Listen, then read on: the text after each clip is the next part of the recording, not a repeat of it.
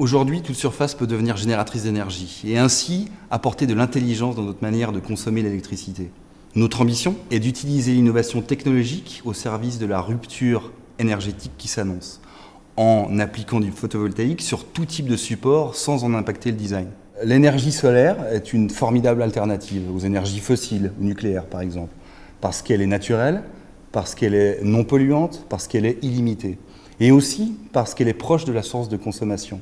Cette énergie, malgré tout, a une limitation. C'est qu'elle a un impact direct et esthétique sur toutes les surfaces où on va chercher à la poser. Notre technologie, dite WISIPS, va consister aujourd'hui à assembler des procédés de micro-optique à des micro-réseaux de photovoltaïque fabriqués avec des moyens de microélectronique, de manière à ce que l'optique rende le réseau photovoltaïque invisible à l'œil nu. En fonction des applications, on pourra jouer sur la transparence ou la production d'énergie. Nous sommes capables d'aller jusqu'à 90% de transparence sur un module, produisant aux alentours de 2,5 mW par cm² pour un téléphone. Nous projetons demain, c'est-à-dire 2014, de monter à 5 mW par cm² par téléphone pour la même transparence. Ce qui devient un apport d'énergie significatif pour rendre le téléphone un peu plus autonome.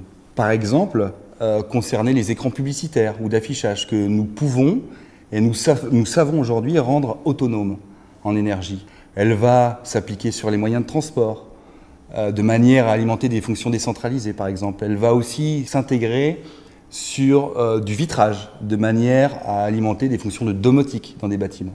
Les applications qu'on voit sont nombreuses, j'en ai évoqué quelques-unes, mais d'autres sont possibles. Notre ambition est bien évidemment d'augmenter la part de l'énergie solaire grâce à notre technologie qui permet une intégration multipliée de tous les panneaux photovoltaïques sur toutes les surfaces possibles.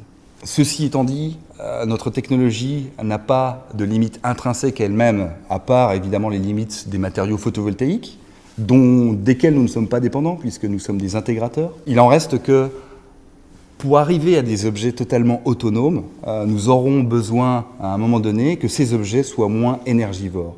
Et à ce moment-là, on sera capable de combiner notre technologie, ces objets, qui sont un peu moins gourmands en énergie, et en faire des objets réellement autonomes. Aujourd'hui, nous avons réalisé des téléphones qui font 90% de transparence, qui produisent de l'énergie, comme je l'ai expliqué. Si on réfléchit à la mise en œuvre de ces systèmes sur tous les téléphones de la planète, on arrivera à produire une quantité d'énergie équivalente à plusieurs centrales nucléaires. Nous avons réussi avec succès à équiper un certain nombre de surfaces, mais notre rêve continue. Nous cherchons d'autres surfaces. Et à moyen terme, nous allons par exemple équiper du textile qui permettra de disséminer encore et encore, jusqu'au niveau individuel, l'énergie solaire.